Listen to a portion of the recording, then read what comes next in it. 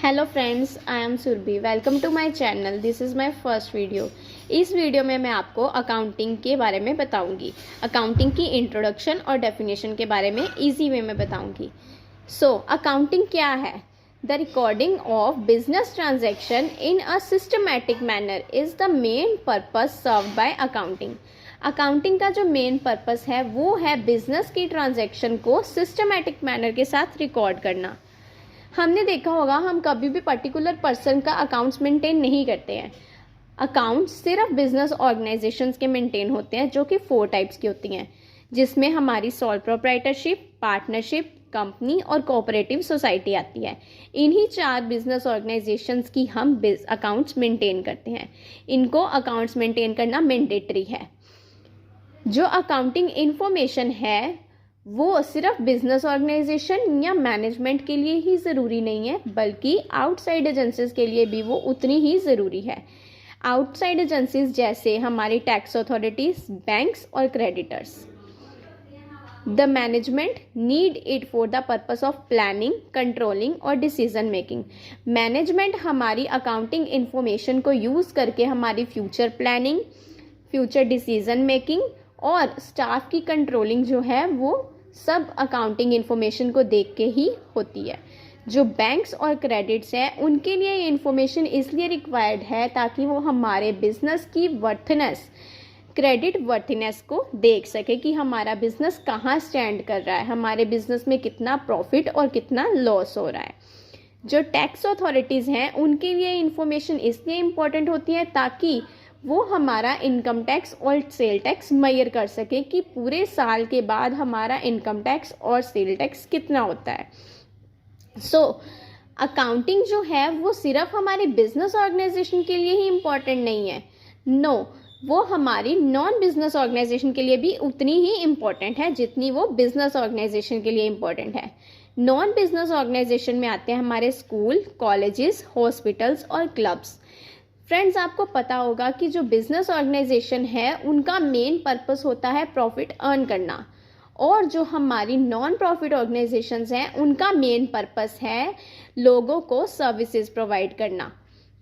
सो इसी तरह से जो हमारे अकाउंट्स हैं वो दोनों ही ऑर्गेनाइजेशन के लिए इक्वली इम्पोर्टेंट है। उसके बाद हम बात करते हैं डेफिनेशन की। जो है वो आपको गूगल पे बहुत सारी मिल जाएंगी, बट हमने जो डेफिनेशन ली है वो है अमेरिकन अकाउंटिंग एसोसिएशन की। इसमें उसने डेफिनेशन दी है, accounting is the process of identifying, measuring and communicating economic information to permit informed judgment and decisions by users of the information। सो इसका मतलब यही है कि जो हमारी अकाउंटिंग की जो प्रोसेस है वो आइडेंटिफाइंग, मेजरिंग और कम्युनिकेटिंग की प्रोसेस है, जिसमें हम सबसे पहले किसी भी सिचुएशन को आइडेंटिफाई करते हैं, फिर उसको मेजर करते हैं, देन उसको कम्युनिकेट करते हैं, फिर उसी के बेस पे डिसीजंस लिए जाते हैं और उसी इंफॉर्मेशन को उन यूजर्स को दिया जाता है जिनके लिए वो इम्पोर्टेंट है। ये थी हमारी इंट्रोडक्शन और डेफिनेशन। इसके बाद हम बात करेंगे ऑब्जेक्टिव ऑफ अकाउंटिंग की। अब अकाउंटिंग्स के कुछ ऑब्जेक्टिव्स होते हैं, क्योंकि ऑर्गेनाइजेशंस के लिए अकाउंटिंग मेंटेन करना बहुत ज़रूरी है, तो उसके कुछ ऑब्जेक्टिव्स होते हैं, जिसमें टू मेंटेन सिस्टमैटिक रिकॉर्ड, हमें हर एक रिकॉर्ड को सिस्टमैटिक वे में मेंटेन करना पड़ता है। दूसरा, टू एसेटेन नेट प्रॉफिट और नेट लॉस ऑफ बिजनेस।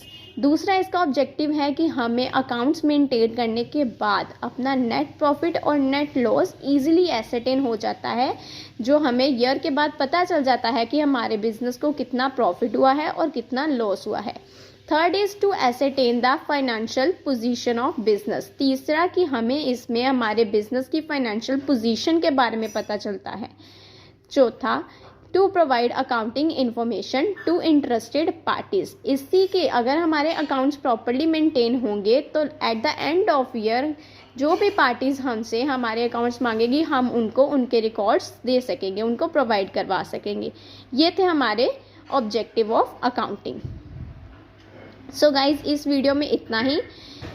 मेरे और वीडियोस देखने के लिए मेरे चैनल को सब्सक्राइब करें, वीडियो को लाइक करें और शेयर बटन पे शेयर करें इस वीडियो को। Thank you.